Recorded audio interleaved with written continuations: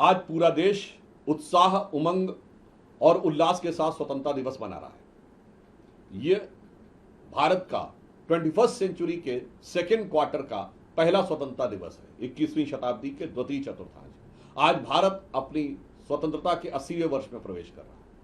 यह स्वतंत्रता दिवस आज इसलिए और ऐतिहासिक है क्योंकि भारत के स्वातंत्र्य समर के युगांतकारी गीत, राष्ट्रगीत वंदे मातरम, जिसे 14 और 15 अगस्त 1947 की रात स्वतंत्र भारत की पहली संविधान सभा जब प्रारंभ हुई थी तो इसी वंदे मातरम गीत के साथ प्रारंभ हुई थी। तब तक राष्ट्रगान के रूप में जनगण मन अंगीकार नहीं हुआ था।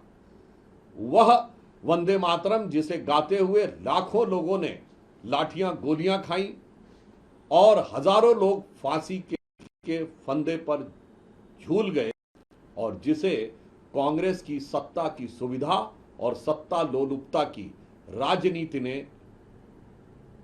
अपनी तुष्टीकरण और कट्टरवादी ताकतों के आगे कुर्बान करके एक चौथाई कर दिया था। परंतु प्रधानमंत्री श्री नरेंद्र मोदी जी के संकल्प से करोड़ों करोड़ों भारतवासियों की भावनाओं के अनुरूप यह पहला स्वतंत्रता दिवस है जब वंदे मातरम संपूर्ण और सांगोपांग रूप में गाया गया।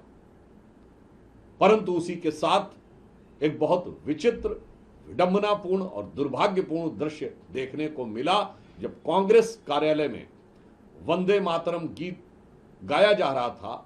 उस समय कांग्रेस की supreme leader Sonia Gandhi ji, super अध्यक्ष राहुल गांधी जी और सिटिंग अध्यक्ष मल्लिकार्जुन खड़गे जी बहुत ही विचित्र और आपत्तिजनक तरीके से असम्मान व्यक्त करते हुए एक दूसरे से बातचीत करते हुए नजर आए, किसी को बुलाते हुए नजर आए, और कोई व्यक्ति आकर उनसे कुछ बता भी रहा था और एक दूसरे को इशारे कर रहे थे।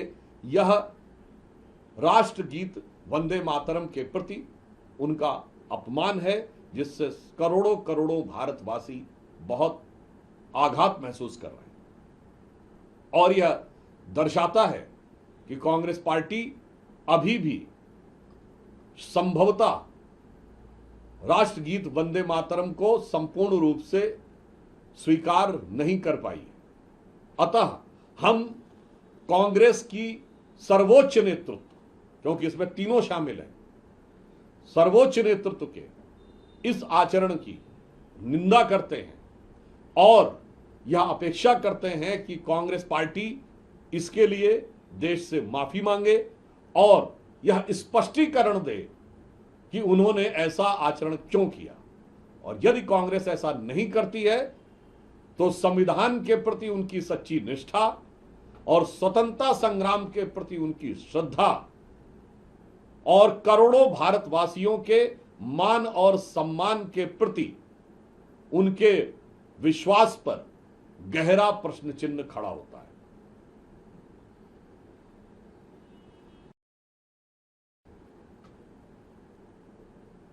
Today the country is celebrating the Independence Day with great deal of zeal and enthusiasm.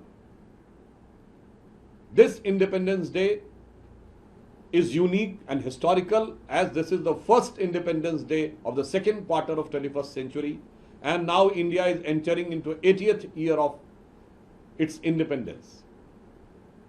And this is the first Independence Day in which our national song Vande Mataram has been sung in full form, uncut, uninterrupted.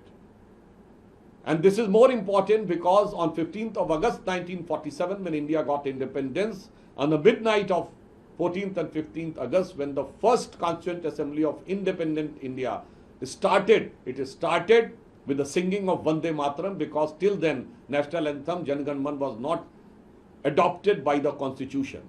So this is the voice in which lakhs and lakhs of freedom fighters faced the bullets and lathis of British government, and thousands of Krantikari and the freedom fighters have laid down their life, and this is the voice by singing which independent India came into existence, but which is being sacrificed for the sake of hardliner fundamentalist forces, just for the sake of convenience of politics by Congress party. But now, with the effort of Prime Minister Shri Narendra Modi, for the first time, our national song Vande Mataram has been sung at full length on this Independence Day. So this is a historical moment in the history of India. But at this time we have seen a very ugly moment when at the head office of the Congress party, it was seen that their supreme leader Srimati Sonia Gandhi, their super president Rahul Gandhi, and sitting president Mallikarjun Kharge ji, while it was being sung, they were not attentive. Rather than they were casually talking to each other, giving remarks to each other, even calling someone. This shows the utter disrespect by Congress party towards the national song Vande Mataram. This shows that Congress party has not yet accepted the complete and wholeheartedly accepted the full form of Vande Mataram.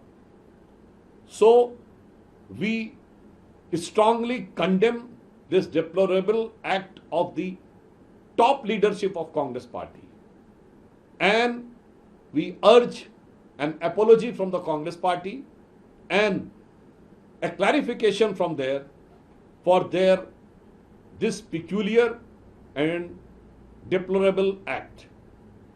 And if they do not do so, this shows their true faith and allegiance to the Constitution, their dedication to the nation, and their respect towards the freedom fight is under suspicion and under the grave question.